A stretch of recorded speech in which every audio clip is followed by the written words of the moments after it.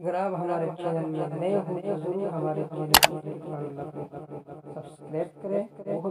السلام علیکم ورحمۃ اللہ وبرکاتہ۔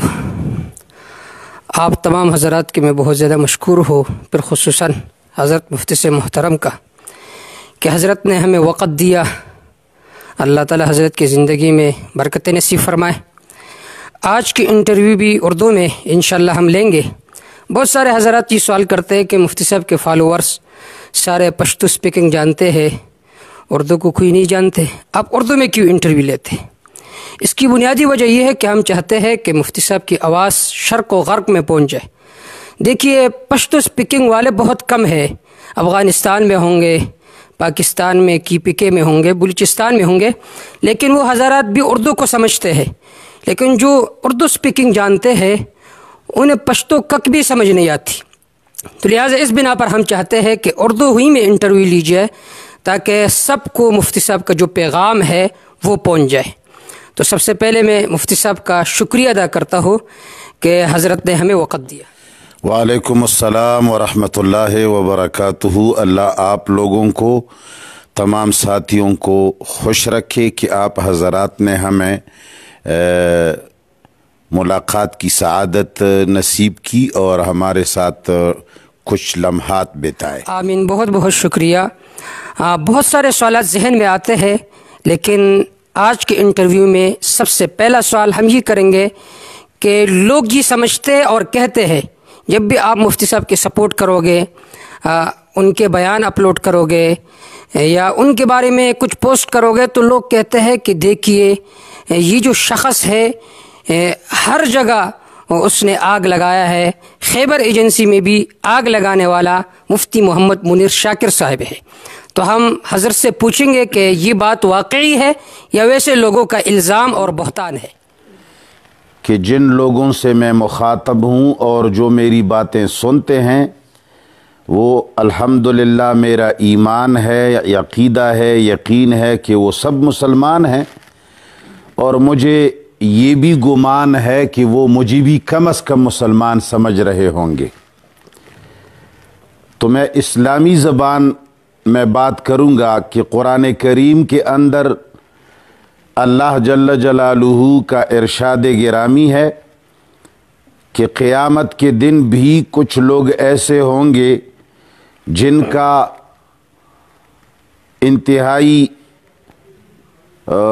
اچھے مسلمانوں کے بارے میں برا گمان تھا، اور وہ جب جہنم چلے جائیں گے بذات خود تمسخر کر کے علماء کا مذاق اڑا کر، مسلمانوں کو بری آنکھ سے دیکھ کر ان کے پیچھے تمسخر کر کے جہنم پہنچ جائیں گے، تو ارد گرد دیکھیں گے کہ بھائی دنیا میں تو بھی کچھ لوگ بڑا شر پھیلانے والے تھے، وہ بھی تو میرے ساتھ جہنم میں ہوں گے۔ لیکن دیکھ دیکھ کر کے جب وہ نظر نہیں آئیں گے تو پھر ان کا قول ہوگا، اللہ کے سامنے وہ کہیں گے ما لنا لا نرا رجالا کننا نعدهم من الاشرار، ہمارے پروردگار کیا ہو گیا ہے ہمیں کہ جن کو ہم آگ لگانے والے کہتے تھے وہ جہنم میں نظر نہیں آتے۔ پھر ان کو گمان نہیں آ رہا ہوگا، وہ کہہ رہے ہوں گے کہ کیا ہم نے ان کے ساتھ تمسخر کیا یا ہماری آنکھوں کو کچھ ہو گیا ہے کہ ہم انہیں نہیں دیکھ رہے۔ تو میرے خیال میں اس آیت کے بعد مزید تفصیل کی تو کوئی ضرورت نہیں ہے۔ جن لوگوں کو دینی طور پر کام کرنے والے، توحید کی طرف بلانے والے، شر سے بچنے والے اور اللہ جل جلالہ کی وحدانیت کا درس دینے والے جتنے انبیاء ہیں، میرے خیال میں میرے مسلمان بھائیوں کو یہ معلوم ہوگا کہ ہر زمانے میں ان کو شری کہا گیا اور ان کو آگ لگانے والے کہے گئے۔ خصوصاً میرے نبی جناب رسول اللہ صلی اللہ علیہ وسلم تو ایک ایسے شخص ہیں جن کے بارے میں کسی مسلمان کا برا گمان ہو ہی نہیں سکتا، مگر اپنے ارد گرد کے معاشرے میں لوگ کہتے تھے کہ اس شخص کی وجہ سے ہمارا اتحاد خاک میں مل گیا، اس شخص کی وجہ سے ہماری محبتیں نفرتوں میں بدل گئیں، ایک ایک گھر کے اندر دوستی اور آشتی اور امن کی وجہ سے سارے ایک دوسرے سے متنفر ہوئے، لہٰذا اس سے زیادہ بڑا کوئی شر پسند نہیں۔ تو میرے خیال میں لوگوں کا گمان جیسا بھی ہو، اپنے گمان کو درست کرنا چاہیے اور قرآن پر نظر ڈالنی چاہیے۔ اور اس زمرے میں شاید لوگ یہ بھی دلیل میں دیتے ہیں کہ مفتی منیر شاکر خیبر ایجنسی میں بھی آگ لگا کے آئے ہیں، مفتی منیر شاکر نے فلان جگہ بھی آگ لگائی ہے۔ کچھ لوگوں کو تو صرف خیبر ہی کا پتہ ہے، دیگر جگہوں کا لوگوں کو پتہ نہیں ہے۔ میں نے تو کرم ایجنسی میں بھی توحید اور سنت کا کام کیا ہے، میں نے تو کرک نرے پنوس میں بھی توحید اور سنت کا کام کیا ہے، میں تو بہت سارے پہاڑیوں میں اور بہت سارے دور دراز علاقوں میں پیدل سفر کر کے بھی میں نے الحمدللہ شرک کا خاتمہ کیا ہے۔ اللہ جل جلالہ کے فضل سے کچھ نہ کچھ کام کیا ہے، مگر لوگوں کو تو صرف خیبر ایجنسی کا پتہ ہے، تو اس لیے خیبر ایجنسی پر اگر تھوڑی سی روشنی ڈالوں تو یہ بہتر رہے گا۔ خیبر ایجنسی کے اندر میں تقریباً 2 جنوری 2004 کے اندر میں خیبر ایجنسی میں گیا، 2 جنوری یا 1 جنوری 2004 میں، اور 15 جنوری 2006 میں وہاں سے نکلا ہوں۔ تقریباً 2 سال کچھ دن بنتے ہیں۔ یہ 2 سال کچھ دن سے پہلے خیبر ایجنسی کے اندر ایک پیر صاحب رہتے تھے، پیر سیف الرحمن المحترم، جو آج کل فنا ہو گئے ہیں۔ انہوں نے خیبر ایجنسی کے اندر بے شمار لوگوں کو قتل کیا تھا، ایسے لوگوں کو بھی قتل کیا تھا جو میاں والی سے تبلیغ کے لیے آئے تھے، سے روزہ عاشرہ اور 4 مہینے لگانے والے۔ انہوں نے وہاں ان پر اندھا دھند فائرنگ کیا کہ یہ لوگ جبریہ ہیں، یہ کافر ہیں۔ اسی طرح کئی علماء کو قتل کیا تھا۔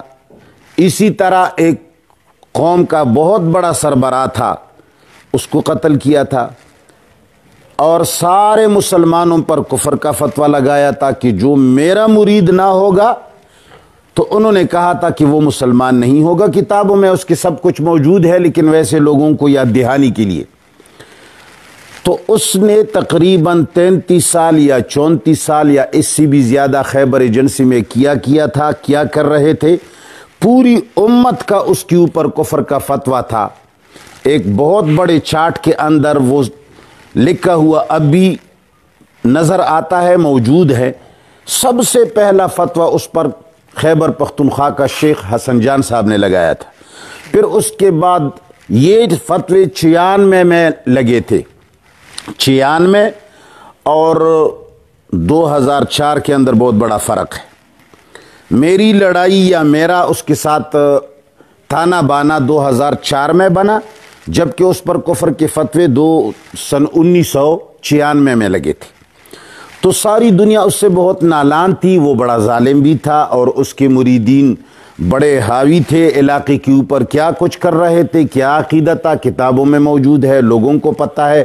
پیروں مریدوں کے سب کا یہی عقیدہ ہوتا ہے، لیکن کوئی چھپاتے ہیں، کوئی اشکارا کرتے ہیں۔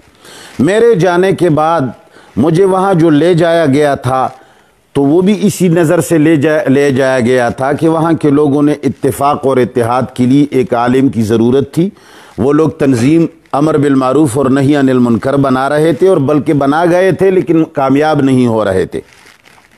اسی وقت کے پولیٹیکل ایجنٹ کا میں نے بہانہ کیا کہ میں جب بھی جہاں جاتا ہوں تو پولیٹیکل ایجنٹ آڑے آ جاتا ہے اور وہ ہماری مخالفت کرتا ہے، تو انہوں نے اس سے بھی تحریر لکھ کر دی کہ اگر یہ اس علاقے کو متحد کریں اور لڑائی و جنگوں سے پاک کریں تو ہمارا کوئی اعتراض نہیں ہوگا۔ تو میں وہاں چلا گیا، میں نے وہاں کام شروع کیا۔ الحمدللہ یہ 2 سال کے اندر اتنی تبدیلی آ گئی کہ سارے لوگ قرآن سے باخبر ہو گئے، اور وہاں بہت بڑے بڑے عظیم الشان جلسے ہوئے، اور ان جلسوں کا ہمارے بعض اپنے معاندین پر اتنا بڑا اثر ہوا کہ ہمارے جو اپنے کہلاتے ہیں اور توحید کے علمبردار کہلاتے ہیں اور خود کو بڑے پتہ نہیں کیا کچھ کہتے ہیں، انہوں نے وہاں سے اعلانات کیے کہ پیر سیف الرحمن کے ساتھ ہماری کوئی دشمنی نہیں اور مفتی منیر شاکر ہمارا آدمی نہیں، لہٰذا ان کے جلسے میں مت جاؤ۔ لیکن پھر بھی ان کی باتوں پر لوگوں نے کان نہیں دھرا حقیقت کو دیکھتے ہوئے۔ تو وہاں میرے درس و تدریس کا جب فائدہ ہوا، لوگ ہمارے توحید کی طرف مائل ہو گئے، ایک اللہ کی طرف مائل ہو گئے، تو بہت سارے لوگوں کو مرچی چوبیں اور سوئیاں چوبیں اور ان کو اچھا نہیں لگا، مخالفتیں بھی کیں۔ کچھ لوگوں نے پیر سیف الرحمن المحترم کو جا کر کے مشورے بھی دیے، پیسے بھی دیے، کچھ اپنوں نے کچھ پرایوں نے، مگر ان کو کھڑا کیا ہمارے خلاف۔ پھر تقریباً اللہ کمی بیشی معاف فرمائے 5 مہینے تک وہ میرے خلاف وہ گفتگو کرتے رہے جو نیٹ پر اب بھی موجود ہے، اس عنوان سے کہ خیبر ایجنسی میں آگ کیسی لگی، لیکن میں نے کسی دن اس کا جواب نہیں دیا۔ لوگوں کے اصرار پر جب گالیوں کا بہت زیادہ ڈھیر بن گیا تو لوگوں کے اصرار پر کہ تم کیوں جواب نہیں دے، تو میں نے صرف یہ جواب دیا کہ میں نے FM اللہ کی توحید درس قرآن کے لیے لگایا ہے، اور لوگوں نے بھی مجھے اسی لیے یہاں بٹھایا ہے کہ میں لوگوں کو اللہ کا کلام سکھاؤں۔ میں اس میں گالیوں کا جواب نہیں دے سکتا۔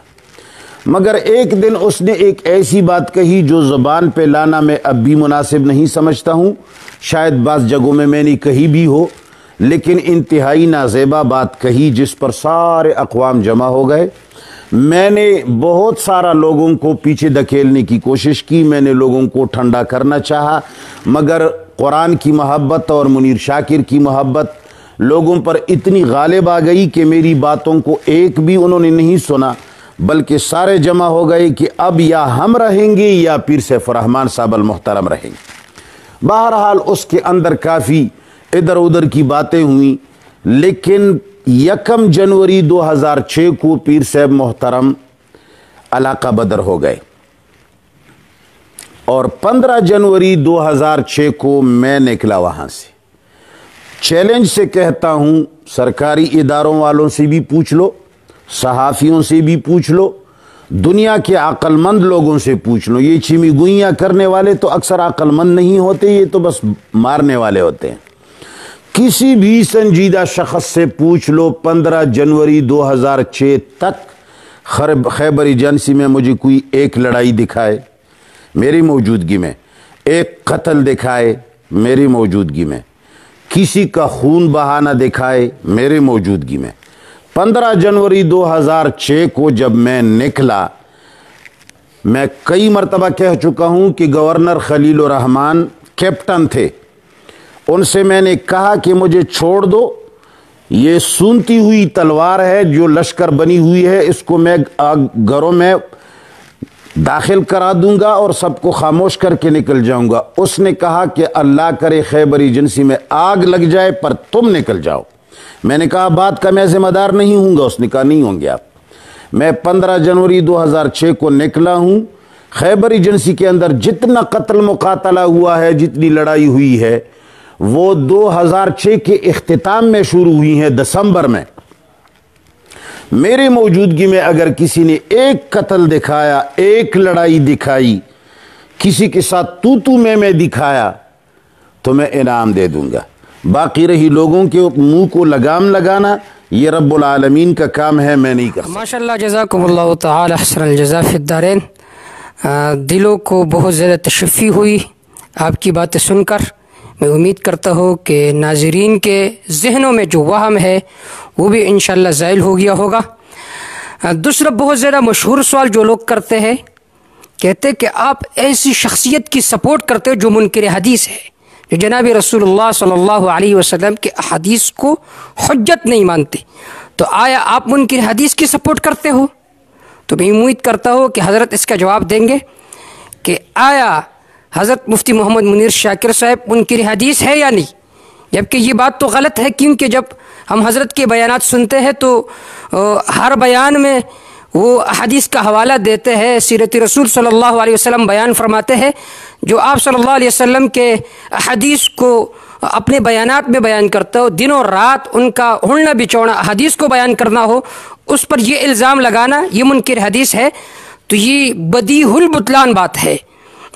لیکن پھر بھی ہم حضرت کے زبانی پوچھتے ہیں کہ آیا یہ الزام کیوں لگایا گیا؟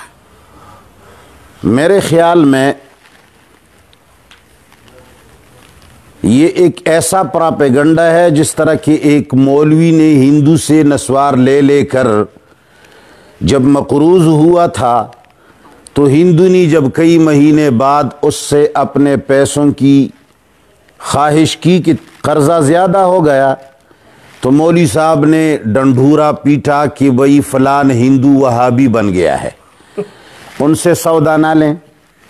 تو اس کی دکان ٹپ ہو گئی، لوگوں سے پوچھا، ماجرا معلوم ہوا، مولوی صاحب کے پاس گئے، کہا کہ جو ٹپا لگایا ہے خدا را یہ ذرا ہٹائیے، نسوار میں منوں کے من بھیج دوں گا، کبھی پیسے نہیں مانگوں گا۔ اس نے کہا نسوار دو، مزے کرو، آج ہی ٹپا اڑ جائے گا۔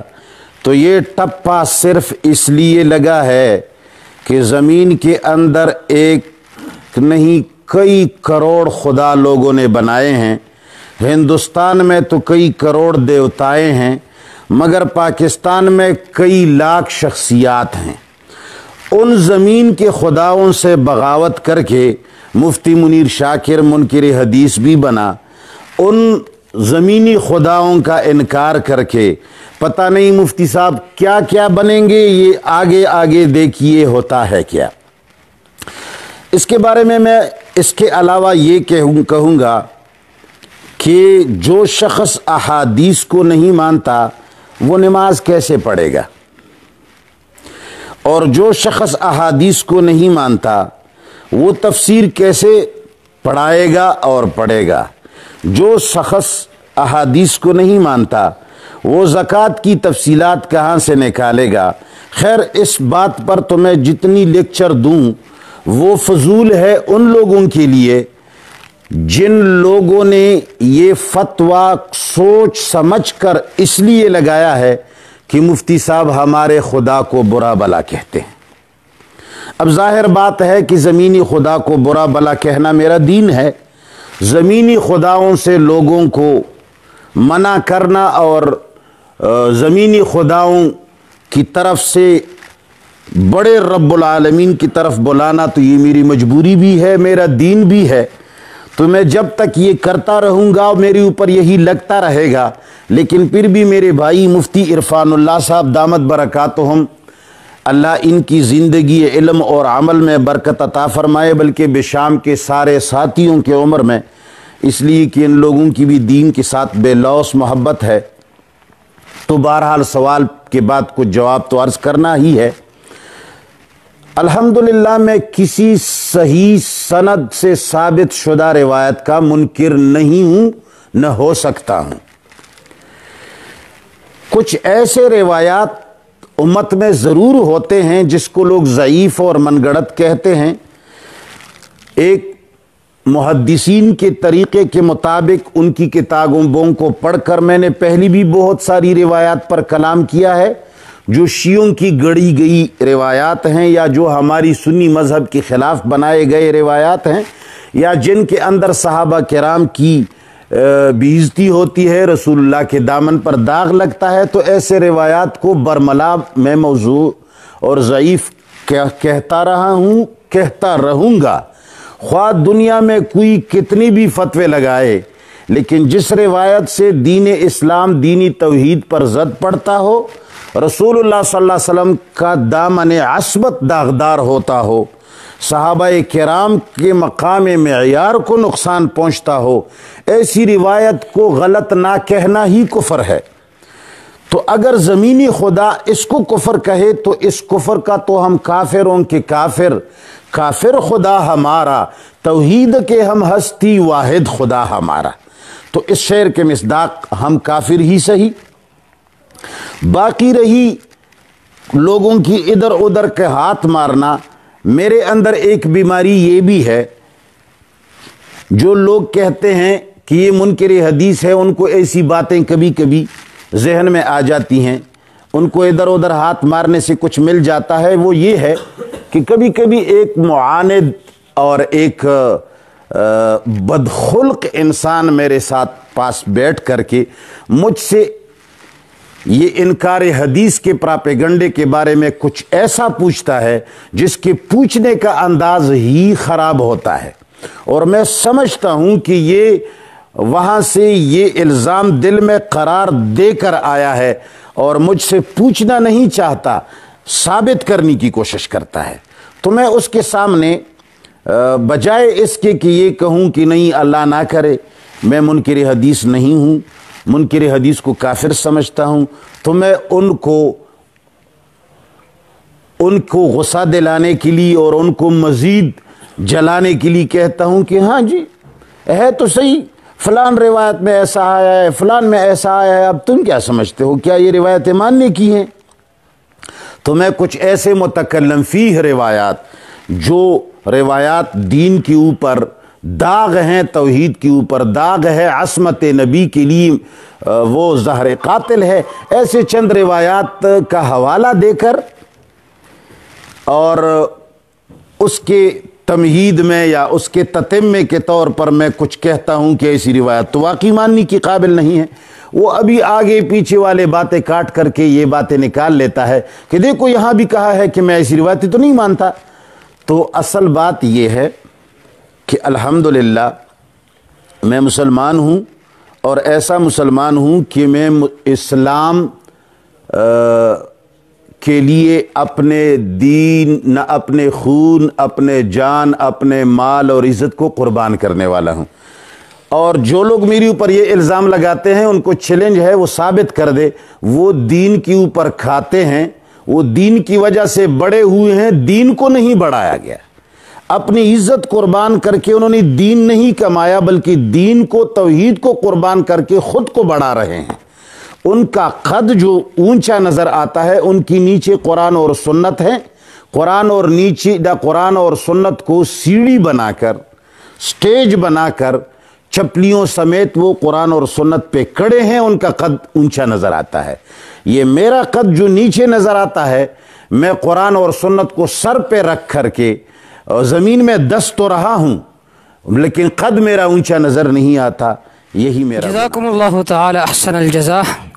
آپ نے باتیں سن لی حضرت مفتی صاحب محترم کا کہ میں منکر حدیث کس طرح بن سکتا ہو؟ جو آدمی نماز پڑھتا ہو، زکوٰۃ دیتا ہو، قرآن و حدیث کا درس دیتا ہو، تو وہ منکر حدیث کیسے؟ تو آج کے سوالات میں سے ایک بہت زیادہ اہم سوال وہ یہ ہے کہ پچھلے انٹرویو میں ہم نے حضرت مفتی صاحب سے یہ سوالات پوچھے تھے کہ آپ نے درس نظامی پر کہاں پر پڑھا ہے، اور آپ کے جو چیدہ اساتذہ ہے وہ کون کون ہے؟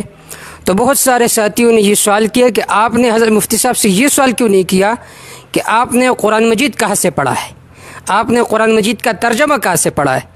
حال تو یہ کہ سب سے پہلے یہ سوال کرنا چاہیے کہ آپ نے قرآن کہاں سے پڑھا ہے، کیونکہ قرآن سب سے زیادہ مقدم ہے۔ تو انشاءاللہ آج ہم پوچھیں گے مفتی صاحب سے کہ آپ نے قرآن مجید کا ترجمہ کہاں سے پڑھا ہے، کہاں سے آپ نے علم حاصل کیا ہے قرآنی علوم؟ قرآن ایک انتہائی مقدس کتاب ہے، بلکہ اسلام کی بنیاد ہے، اور ہمارے عقیدے کی اصلاح کے اندر قرآن کریم اور سنت رسول کا بہت بڑا رول ہے، اور یہ مقدس سوال ہے۔ مقدس سوال کے اندر میں سمجھتا ہوں کہ ہم بھی مقدس باتیں کریں گے اور سننے والی بھی مقدس کانوں سے سنیں گے۔ پراپیگنڈے جتنے کیے ہیں لوگوں نے، یا جھوٹ جتنا لوگ بول رہے ہیں یا بول سکتے ہیں وہ تو بول چکے ہیں۔ امید ہے اس کے بعد کم از کم اللہ کا خوف کر کے جھوٹ تو کم از کم بولیں گے۔ میں نے الحمدللہ سب سے پہلے قرآن کریم کا درس جامعہ فاروقیہ کے انتہائی مایہ ناز استاد شیخ الحدیث، میرے استاد محترم اور انتہائی میرے خیرخواہ استاد شیخ الحدیث مولانا سلیم اللہ خان صاحب کے مایہ ناز شاگرد ہیں وہ بھی، شیخ القرآن مولانا محمد سلطان صاحب سے میں نے سب سے پہلے درس قرآن پڑھا ہے۔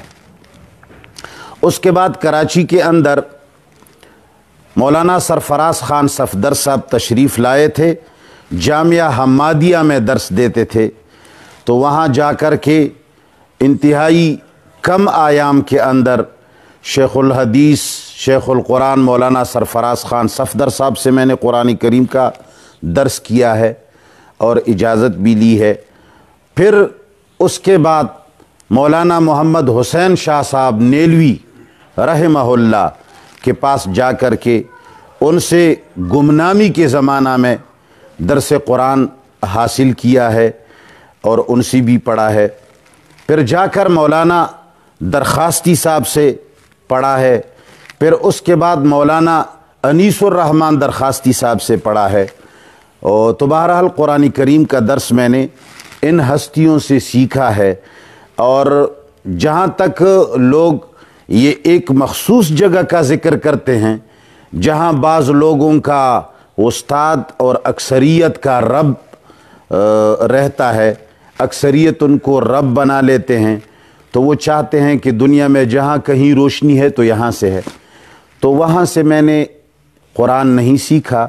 البتہ میں جلاوطن ہو گیا تھا، اور جلاوطن بھی تقریباً 34 مرتبہ جلاوطن ہوا تھا، اور جلاوطنی کی زندگی میں کبھی ہوٹل میں، کبھی کسی ساتھی کے ساتھ، تو پشاور میں ایک ساتھی کے ساتھ میں رہ رہا تھا، اور زمینی مفاد پرست ایک ٹولے کو کسی نے اطلاع دی کہ بھئی یہ بڑا کام کا بندہ ہے اور آگے جا رہا ہے، لوگ اس کو چاہ بھی رہے ہیں، کسی طریقے سے اس کو یہاں کھینچا جائے، آئے گا تو نہیں مگر اس کو کھینچ لیا جائے تاکہ اس کو زبردستی شاگرد بنا دیا جائے۔ تو اس کے لیے بہت تگ و دو کیا گیا۔ ازاخیل کا ایک مشہور غلام اور ذہنی غلام اور بلکہ انتہائی عابد قسم کا، جو اپنے پیر اور مرشد کے لیے خدا کو بھی قربان کرتا ہے، وہ میرے پیچھے پڑا اور اس نے کہا کہ میں یہ کروں گا، میں وہ کروں گا، میں اس افسر کو جانتا ہوں، میں اس افسر کو جانتا ہوں، آپ بے فکر رہیں، یہ کام ہمارے ذمہ ہے۔ تو چونکہ بہت ساروں کو میں اس میں گواہ بھی ابھی بتا دیتا، لیکن کیا کروں، زمانہ ہی ایسا آیا ہے، الحمدللہ اس پر کہتا ہوں کہ اس بڑے رب کے لیے ہم نے زمین کے سارے دوستوں کو قربان کیا ہے۔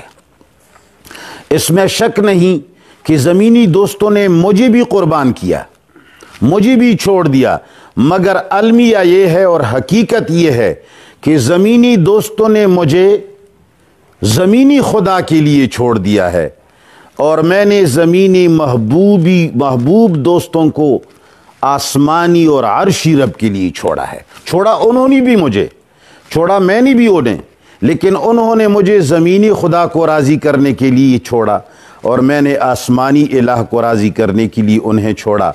تو اسی وجہ سے میں ان کو گواہ بنا کے نہیں پیش کر سکتا، اس لیے کہ اگر میں ان کا نام لوں بھی کہ فلان فلان فلان اس بات کا گواہ ہے، تو وہ چونکہ زمینی خدا کی عبادت کرنے کی وجہ سے بہت کچھ کہہ بھی اٹھے ہیں، بہت ساری ویڈیوز میں نے ان لوگوں کے سنے بھی ہیں، لوگوں نے بھی سنے ہیں جھوٹ کا پلندہ بنا کر، اب بھی پتہ نہیں ان کو کیا کیا بولنے کا موقع مل جائے گا، لیکن رب اس کا گواہ ہے کہ انہوں نے میری پیچھے کھوج لگا کر، اور اسی ہمارے اشاعت کا ایک ساتھی، اس نے مجھے کہا بھی کہ یہ لوگ صرف تمہیں اسی لیے لے جا رہے ہیں، مگر جاؤ، اچھا ہے تمہارا کام تو کچھ نہ کچھ بن جائے گا، یہاں کبھی ہوٹلوں میں رہتے ہو، کبھی کیا۔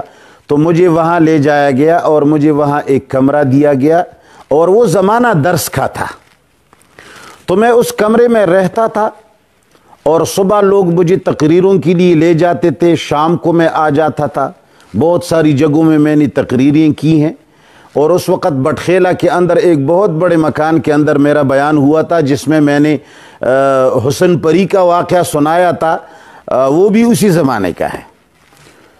تو میں اس کمرے میں رہتا تھا، کبھی کبھی ساتھیوں کے ساتھ بیٹھ جاتا تھا، धूप सहने के लिए। और ज़ाहिर बात है, आप जहाँ भी कहीं बैठेंगे आवाज़ तो आती रहती है। तो मैंने वहाँ न दर्स किया है, न मैंने वहाँ से कुछ हासिल किया है, लेकिन मैं वहाँ जलावतनी की ज़िंदगी गुजार रहा था और लोग दर्स के लिए आए हुए थे, वो भी ये समझ रहे थे कि ये भी दर्स के लिए आया है, हालांकि मैं जलावतनी की ज़िंदगी गुजार रहा था इसी कुरान की वजह से। और फिर आखिर में जब ये दौरा ख़त्म हुआ तो वहाँ के ज़िम्मेदार ने, जो जिसका मकसद ही यही था, उसने एक सनद हमें भी पकड़ा दिया। मैंने कहा ये तो मेरे लिए जायज़ नहीं है, बस मैं वैसे आपको एजाज़न दे रहा हूँ। तो मैंने एजाज़न ले लिया है, लेकिन अल्हम्दुलिल्लाह मैं शागिर्द ऐसे लोगों का नहीं हूँ। ये बात तो आपने ज़िक्र फरमाई, लेकिन हमारे जहन में एक सवाल उठता है, उसको हम ज़रूर ज़िक्र करेंगे। आपके बहुत सारे बयानात पे हमने सुना कि हमारे उस्ताद शेखुल कुरान अल्लामा मौलाना मोहम्मद तैयब ताहिरी साहब, जब ये सूरत इस्तिरारी थी तो आपने फिर हमारे उस्ताद। अच्छा सवाल है, इसका जवाब भी बहुत अच्छा है। मेरे बयानात का अगर आप इहाता फरमाएंगे तो मेरे ख्याल के अंदर मेरे उस्ताद का लफ्ज़ मैंने ऐसे लोगों के लिए भी बोला है जिनके साथ शायद हमारी मुलाकात भी नहीं हुई। रसूलुल्लाह सल्लल्लाहु अलैहि वसल्लम ने फरमाया, बुइस्तु लिउतम्मिमा मकारिमल अखलाक, और हर अच्छाई अखलाक ही के अंदर शामिल है। जहाँ भी कोई किसी शख्स की इज़्ज़त करता है, मौलाना सुल्तान गनी आरिफ शहीद रहमतुल्लाह अलैह, कई जगह में मैंने उनको उस्ताद कहा है और मैं उसको अब भी अपना उस्ताद मानता हूँ, मगर मैंने पढ़ा उनसे एक लफ्ज़ भी नहीं है। ये एक इज़्ज़त का लफ्ज़ है। लोग आते जाते, हमारे पश्तों के अंदर आम मशहूर है कि पहले जब ज़्यादा लोग तहज़ीब याफ्ता ना थे तो लोग मामू कह के लोगों को बुलाते थे, मामू इधर तशरीफ़ लाए। तो क्या हर मामू माँ का भाई होता है? उसके बाद अब हाजी साहब का लफ्ज़ इस्तेमाल हो रहा है, तो क्या हर हाजी साहब बैतुल्लाह का तवाफ़ करने वाला होता है? आजकल लोग उस्ताद कहते हैं, उस्ताद जी। तो हर उस्ताद नहीं होता। ये एक अदब का लफ्ज़ है, हमने उनके लिए इस्तेमाल किया है और अब भी हम उसको उस्ताद कहते हैं, अदब से कहते हैं। हमारा जो उनके साथ इख्तिलाफ है वो दीन की बुनियाद पर है कि जहाँ जिस चीज़ के दंदे शिर्क की तरफ जा रहे हैं, खुदारा उनको छोड़ दीजिए। जो चीज़ें गलत हैं उनको गलत कहो, लोगों को मना करो अपनी इबादत से, लोगों को अपनी इबादत की तरफ न बुलाओ। एहतिसाब पूरी दुनिया का एक कानून है। रब्बुल आलमीन ने सारी कायनात को हिसाब के लिए बनाया है। मालिकी यौमिद्दीन ही हर नमाज के अंदर एहतिसाब और हिसाब का दर्स देता है। तो हमने उनको सिर्फ नहीं अनिल मुनकर करके उनको झिड़का है और मजबूरन वो ऐसी जगह पे पहुंचा कि बस मैं क्या कहूँ, वरना मैंने इज़्ज़त की तौर पे ये कहा है और अब भी कहता हूँ, और इशात के बहुत सारे अकाबिरीन को मैंने उस्ताद कहा है। तो मेरे ख्याल में ये सिर्फ इसीलिए है, उम्मीद है लोग समझ रहे हैं। एक बहुत ही अहम सवाल, बहुत सारे साथियों ने ये सवाल किया कि हज़रत जो खिताब फरमाते हैं तो इसमें आम तौर पर जो तर्ज होता है ये अब्दुल मजीद नदीम शाह साहब का तर्ज होता है। तो आया आपने हज़रत मुफ्ती अब्दुल मजीद नदीम शाह साहब के बयानात सुने हैं या आपने उनसे किसी तरह इस्तिफ़ादा किया हो तो आप नाज़रीन को ज़रूर बताइए। मौलाना अब्दुल मजीद नदीम साहब रहमहुल्लाह इब्तिदाई ज़माने में जब उनके बयानात शुरू हुए तो उनका पूरा नाम मौलाना अब्दुल मजीद नदीम साहब थे। लेकिन क़ानून ये है कि जब आदमी शोहरत के सीढ़ियाँ चढ़ता है तो लोग उसके शान में गुलू करते हैं, फिर चंद साल बाद वो शाह बन जाता है। तो मैं इस चीज़ का पहले से तुम्हें नहीं अनिल मुनकर करूँ, मैं इस चीज़ का कायल नहीं हूँ। रसूलुल्लाह सल्लल्लाहु अलैहि वसल्लम के ख़ानदान में किसी के साथ शाह नहीं है, न मोहम्मद शाह है न अब्बास शाह है। ये तो एक इंतहाई मुख्तरा और मनगढ़ंत चीज़ है जो लोगों ने लगा लिया है। लेकिन मौलाना अब्दुल मजीद नदीम साहब रहमहुल्लाह, उनके बयानात भी बहुत ज़्यादा मैंने सुने हैं। कराची में जब तशरीफ़ लाते थे, खड्डा मार्केट वग़ैरह में आते थे तो मैं उनसे मिलता था और उनके साथ बैठता था और तकरीर के बारे में बाज़ गुर सीखता था। پوچھتا تھا سوالات کر کے، کبھی کبھی کہہ بھی لیتے تھے کہ آپ بہت زیادہ پوچھتے ہیں، میرے خیال میں آپ ندیم بننا چاہتے ہیں۔ میں نے کہا بننا چاہتا ہوں۔ کئی کتابوں کے حوالے بھی انہوں نے مجھے دیے ہیں کہ فلان کتاب خرید لو، فلان کتاب خرید لو، اور کچھ گھر بھی سکھائے ہیں، جس کی وجہ سے میرے استاد ہیں اور الحمدللہ میں نے ان سے یہاں تک سیکھا۔ ماشاءاللہ، بہت ہی اچھی بات ہمیں معلوم ہو گئی ہے۔ آپ ناظرین کو یہ بھی بتائیں کہ خطابت کے لیے بنیادی کن کن چیزوں کی ضرورت ہوتی ہے کہ آدمی ایک شہرہ آفاق خطیب بن جائے اور مقبولیت بھی انہیں حاصل ہو، لوگ بھی انہیں جانے پہچانے، کیا طریقہ اپنانا چاہیے اس کے لیے؟ ایک تو ہے لوگوں کے اندر مقبولیت، لوگوں کی دو قسمیں ہیں، ایک ہے اہل اللہ اور ایک ہے اہل دنیا سمجھ لو یا اہل الشیطان سمجھ لو۔ اہل دنیا اور اہل الشیطان کو اپنانے کے لیے تو سب سے بڑا گر یہ ہے کہ ان کی پتے کی بات کرو وہ تمہیں چاہیں گے، ان کو خوش کرنے کی باتیں کرو وہ تمہیں چاہیں گے، لیکن اہل اللہ کو اپنانے کے لیے سچ بولنا پڑتا ہے اور حق کہنا پڑتا ہے۔ ہر بات جو منکر ہوتی ہے اس پر نکیر کرو۔ وقتی طور پر تو لوگ تم سے ناراض ہوں گے، لیکن کسی زمانے میں وہ تمہارے لیے دعائیں ضرور دیں گے۔ اچھے خطیب بننے کے لیے سب سے پہلے قرآن کا سہارا لینا چاہیے۔ قرآن ایک ایسی کتاب ہے جس کی ہر آیت میں، ہر لفظ کے اندر اتنا عمق، گہرائی اور اتنی وسعت ہے کہ ایک آیت کئی گھنٹوں پر محیط ہو سکتی ہے۔ اور دوسری بات یہ ہے کہ احادیث مبارکہ کے اندر رسول اللہ صلی اللہ علیہ وسلم نے مختلف مواقع کے اندر مختلف قسم کے لوگوں کے اندر جو رویہ اپنایا ہے، جس انداز سے انہوں نے گفتگو کی ہے، اس گفتگو کے انداز کو سمجھنے کی کوشش کیجیے کہ یہ فلان قبیلے کے ساتھ رسول اللہ مخاطب ہیں، یہ مسلمانوں کے ساتھ مخاطب ہے، یہ یہودوں کے ساتھ مخاطب ہے، یہ مخالفین ہیں، یہ دشمن ہیں۔ ان کو رسول اللہ صلی اللہ علیہ وسلم نے کیسا اینڈل کیا، جس کو آج کل اینڈل کہتے ہیں، کیسا انہوں نے ان کو سمجھایا، اور انداز رسول اللہ صلی اللہ علیہ وسلم کا کیسا تھا، کہاں سختی کی کہاں نرمی کی۔ تو میرے خیال میں رسول اللہ صلی اللہ علیہ وسلم کی خطابت کے انداز کو سمجھنا ساری دنیا سے اعلیٰ ہے، اور یہی خطابت کا ماشاءاللہ بہت ہی اچھی بات ہے یہ کہ مختصر حال کے مطابق بات کرنا، لوگوں کے ذہنوں کو سمجھ کر لوگوں میں جو خرابی ہو اس کے متعلق بات کرنا، یہی اصل خطاب۔ آخری بات اس نشست کا ہم یہ ذکر کریں گے کہ آج کل لوگ بہت زیادہ پارٹیوں میں تقسیم ہو چکے ہیں، تنظیموں میں تقسیم ہو چکے ہیں، اور یہ کوئی بری بات نہیں ہے کہ کوئی کسی تنظیم کے ساتھ تعلق رکھتا ہے۔ بری بات یہ ہے کہ اپنے تنظیم کو فالو کرنا اور اس کے جو مد مقابل ہے اس کے خلاف باتیں کرنا، یہ ہمارا مزاج بن چکا ہے۔ تو اتحاد اتفاق کے حوالے سے کہ اختلافات باپ کا بیٹے کے ساتھ ہوتا ہے، بایو کا آپس میں ہوتا ہے، تو اس کا یہ مطلب نہیں ہے کہ آدمی اس کی تذلیل کرے، بلکہ اختلافات کی حدود کو سمجھنا چاہیے، آداب کو سمجھنا چاہیے۔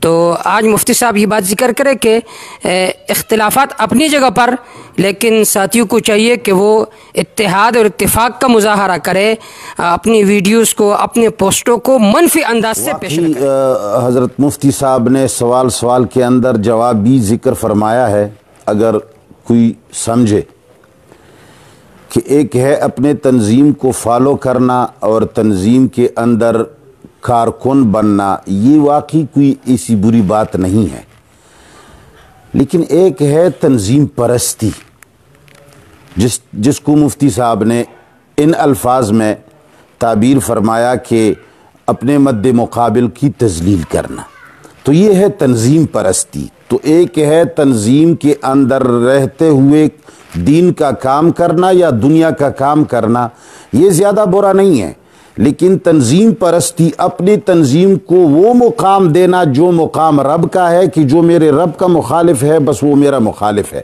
جو میرے رب کا دشمن ہے وہ میرا دشمن ہے، یہ مقام تنظیم کو دینا، یہ واقعی انتہائی خطرناک بات ہے، میرے خیال میں کفر کے زمرے میں آتی ہے۔ باقی رہی لوگوں کو ہم ان چیزوں سے نکال کر کے اتفاق اور اتحاد کی طرف کیسے لا سکتے ہیں، تو میرے خیال میں صحابہ کرام کے اور رسول اللہ صلی اللہ علیہ وسلم کی سیرت طیبہ کے اندر ایک واقعہ مشہور ہے کہ ایک آدمی جو اس وقت مسلمان نہیں ہوئے تھے لیکن اس کا بھتیجا مسلمان ہوا تھا، وہ اس کے بت کو لے جا کر کے کبھی گندگی میں گرا تھا تو وہ جا کر کے ڈھونڈتا، جب وہاں سے نکالتا گندگیاں صاف کر کے پھر رکھتا، پھر دوسری مرتبہ لے جا کر کے کہیں اور گراتا اور پیشاب، کتے کا پیشاب کرواتا تو وہ وہاں سے نکال کر بالآخر وہ سمجھ گیا کہ آخر تو اگر خدا ہوتا تو روزانہ ٹٹھیوں سے نہ نکلتا۔ تو اتفاق اور اتحاد کے لیے میرے خیال میں سب سے پہلے یہ ضروری ہے کہ جس بت کو لوگ عبادت کرتے ہیں اس بت کو توڑا جائے۔ اور یہ عبادت اور یہ بت جو آج کل ہیں یہ ہمارے تنظیموں کے سربراہان ہیں، اس کی بالکل عبادت کی جاتی ہے اور پوجا کی جاتی ہے، ان کو دوستی اور دشمنی کا معیار بنایا جاتا ہے اور سمجھا جاتا ہے۔ تو سب سے پہلے زمینی خداؤں اور بتوں کو توڑنا اور ان پر کلام کرنا، لوگوں کے ذہنوں میں ان کی بندگی بٹھانا کہ یہ بندے ہیں، یہ مخلوق ہیں، یہ کچھ کرنے والے نہیں ہیں۔ جب ان کی بڑائی ان کے ذہن سے نکل جائے تو پھر رب کی بڑائی کام آئے گی۔ اس لیے پشتو میں وہ جو مشہور شعر ہے چت دمرا لوئے ملما و کور طبیائے اول غولے دے صفا کا لخشا کا، جب تم دل میں رب کو رکھنا چاہتے ہو تو مخلوق کو پہلے نکالو، جب تک تم اس گندگی کو ذہن سے نکالو گے نہیں تو پاکی آئے گی اس میں نہیں، اس لیے کہ ہمیشہ نتیجہ اخذ ارذل کا تابع ہوتا ہے۔ تو سب سے پہلے مخلوق کی خدائی اور ربوبیت کو لوگوں کے ذہنوں سے نکالنا اور پھر رب کی بڑائی اس دل میں سجا کے رکھنا۔ تو جب اللہ کی بڑائی جس دل میں سج جائے گی تو وہ سارے لوگ پھر ایک ہی شمع کے پتنگ ہوں گے اور ایک ہی جگہ جمع ہوں گے۔ میرے خیال میں مسلمانوں سے میری درخواست بھی یہ ہے کہ خدا را تنظیموں میں جو کو کام کرنا ہے ان کو اعلیٰ سمجھو، ان کو معبود مت سمجھو، اپنے دل کے اندر بہت بڑے رب کی محبت رکھو، دوستی اور دشمنی کا معیار رب سمجھو۔ تو میرے خیال میں اتفاق و اتحاد کی ضرورت بھی ہے۔ کفر کہاں سے کہاں پہنچ گیا، ہمارے گھروں میں پہنچ گیا، ہماری عزتیں خطرے میں ہیں، ہمارے مسلمانوں کی عزتیں لوٹی گئی ہیں، علاقے ہم سے چلے گئے، سارے اسلامی ممالک پر بیت المقدس جیسی جگہ پر کفر کا قبضہ ہے، فلسطین جیسے انبیاء کے علاقے میں اسرائیل کیا کچھ کر رہے ہیں۔ تو میرے خیال میں سارے گندگیوں کو بالائے طاق رکھتے ہوئے قرآن اور سنت پر مجتمع ہونا چاہیے اور ان بتوں کو دل سے نکال کر کے رب العالمین کو رکھنا چاہیے۔ میرے خیال میں اگر مجھ سے کوئی تیزی ہوئی وہ باتوں میں تو میں اللہ سے معافی چاہتا ہوں اور مسلمانوں سے بھی۔ وما علینا، میں یہ بات ذکر کروں گا، آپ لوگوں کے ذہنوں میں ایک شخصیت بیٹھی ہوئی ہوگی کہ آپ یہی سمجھتے ہوں گے کہ مفتی صاحب اس کے خلاف بات کر رہے ہیں۔ یہ بات قطعاً نہیں ہے، بلکہ مفتی صاحب کا مقصد ایک عام ہے کہ جس کو بھی کوئی اپنا الہ سمجھے، اللہ کے حکم کو چھوڑ کر، چاہے اس کا باپ ہو، چاہے اس کی ماں ہو، چاہے اس کے استاذ ہو، چاہے اس کا بھائی ہو، تو وہ اس کا رب ہے۔ کوئی خاص شخصیت پر رد کردہ مقصود نہیں ہے کہ لوگ پھر یہی پروپیگنڈا کرے کہ مفتی صاحب کا مقصد کوئی خاص شخصیت ہے۔ خدا را کوئی خاص شخصیت مراد نہیں ہے، اور ان چیزوں سے اپنے آپ کو بچائیے۔ مفتی صاحب بھی تشریف فرمائے ایڈیٹنگ سے کہ مفتی صاحب کا بیانہ ہوتا ہے اور ساتھ کسی اور کا بیان، اور پھر لوگ یہی سمجھتے ہیں کہ مفتی صاحب محترم اس پر رد کر رہے ہیں۔ جب مفتی صاحب نے صراحتاً کسی کا نام نہ لیا ہو تو آپ خود اس کا مستاق ڈھونڈ کر اس کے ساتھ نہ لگائیے۔ یہ بہت بڑی بہتان ہے اور بہت خلاف ورزی ہے اور اللہ تعالیٰ کی حکم کی نافرمانی ہے۔ اللہ تعالیٰ سے میں دعا کرتا ہوں کہ اللہ تعالیٰ حضرت مفتی صاحب کو طویل زندگی عطا فرمائے۔ والسلام۔